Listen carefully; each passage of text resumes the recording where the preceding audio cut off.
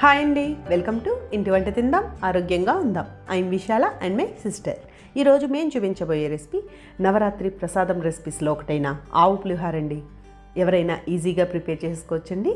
అలాగే మనం ఎన్ని రకాల పులిహోరలు చేసినప్పటికీ కూడా పాతకాలం నాటి ఈ ఆవు పెట్టిన చింతపండు పులిహోర రుచికి ఏది సాటి రాదండి. అంత కమ్మగా ఉంటుంది దీని రుచి. మరి అయితే దీని ప్రాసెస్లోకి వెళ్ళే ముందు మా ఛానల్ని సబ్స్క్రైబ్ చేసుకుని మాకు సపోర్ట్ చేయండి. మరి ఇప్పుడు దీని ప్రాసెస్ కోసం ముందుగా ఒక బౌల్ని తీసుకుని దానిలో పెద్ద నిమ్మకాయ సైజ్ అంతా అంటే 30 to 40 grams చింతపండుని వేసి కొద్దిగా హాట్ వాటర్ని వేసుకుని 10 నిమిషాల పాటు నానబెట్టుకోవాలి.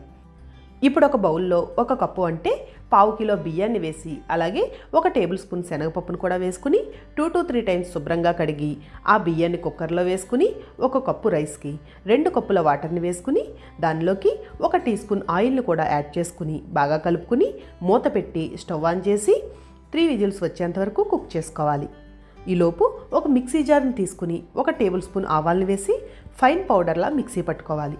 అయితే ఇక్కడ ఆవాల్ని పౌడర్లా చేసుకున్న పర్వాలేదండి, కొద్దిగా వాటర్ని యాడ్ చేసుకుని పేస్ట్లా మిక్సీ పట్టుకున్నా పర్వాలేదు.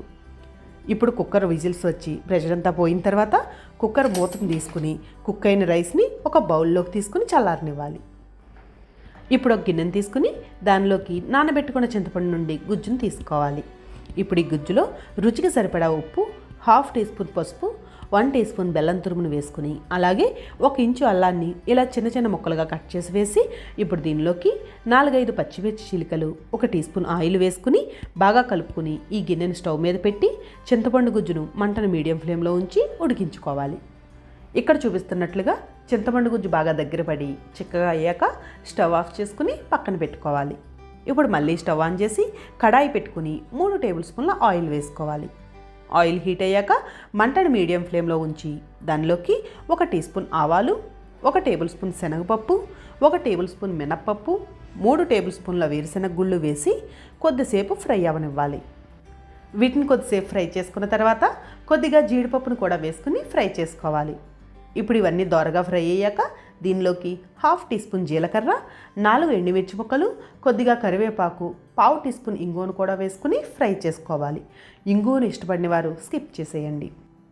ఇవి ఇలా ఫ్రై అయ్యాక దీనిలోకి ముందుగా ఉడికించి పెట్టుకున్న చింతపండు గుజ్జును వేసి అలాగే మిక్సీ పట్టుకున్న ఆవు పిండిని కూడా వేసుకుని బాగా కలుపుకుని 1 నిమిషం పాటు ఫ్రై చేసుకోవాలి. ఇప్పుడు ఇందులోకి ముందుగానే చల్లార్చి పెట్టుకున్న రైస్ని కూడా వేసుకుని రైస్కి ఇవన్నీ పట్టేలా బాగా కలుపుకుని ఇప్పుడు రెడీ అయిన పులిహోరని ఒక బౌల్లోకి తీసుకోవాలి.